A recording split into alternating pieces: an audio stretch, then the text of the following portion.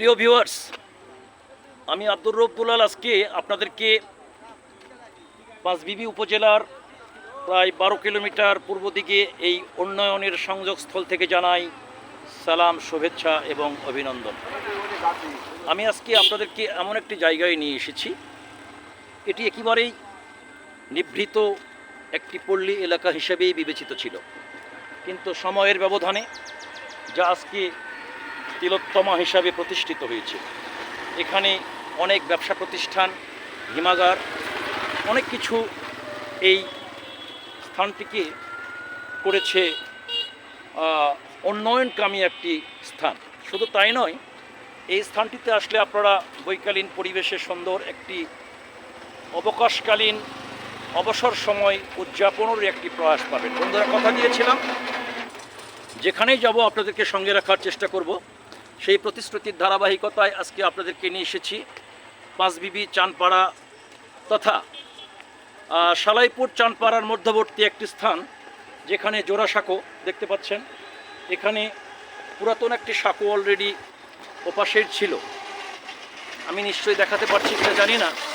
পুরাতন একটি সাঁকো ছিল, কিন্তু উন্নয়নের ধারাবাহিকতায় সেই পুরাতন সাঁকোটিকে রেখেই আরও একটি নতুন সাঁকো আজকে এইরকম একটি স্থানে প্রতিষ্ঠিত হয়েছে। এখানে অনেক ব্যবসা প্রতিষ্ঠান রয়েছে। বন্ধুরা, অদূরেই আপনারা দেখতে পাচ্ছেন এখানে আলুর কোল্ড স্টোরেজ রয়েছে পরপর 2-3টি, যা এই এলাকার মানুষকে করেছে ব্যবসায়িকভাবে সমৃদ্ধশালী। কৃষি সমাজের একটি উপকারী স্থান হিসাবে এই কোল্ড স্টোরেজগুলো এই অত্র এলাকার কৃষি সমাজকে তাদের কৃষি পণ্যগুলো সংরক্ষণ করার জন্য, হিমাগারে রাখার জন্য একটি জায়গা করে দিয়েছে।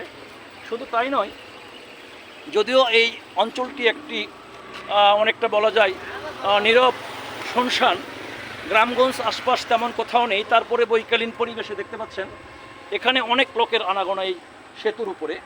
এখানে ছোট ছোট ব্যবসা প্রতিষ্ঠান গড়ে উঠেছে। বৈকালীন পরিবেশে এই জায়গাগুলোতে অত্র অঞ্চলের লোকজন, ছেলেমেয়েরা এসে এই ব্রিজের ওপরে একটি অবকাশ সময় অতিবাহিত করে।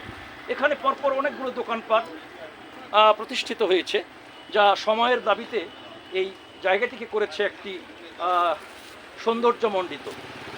এখানে অনেক কিছুই আছে, দেখতে পাচ্ছেন কিছু ভাই এখানে মুড়ি মাখা খাচ্ছে। এখানে অনেক রকমের মুড়ি ভাজা, ওটাকে কী বলে বাবা? ফুচকা। ফুচকা আসলে গেলে ব্রেনটাও বুড়িয়ে যায়।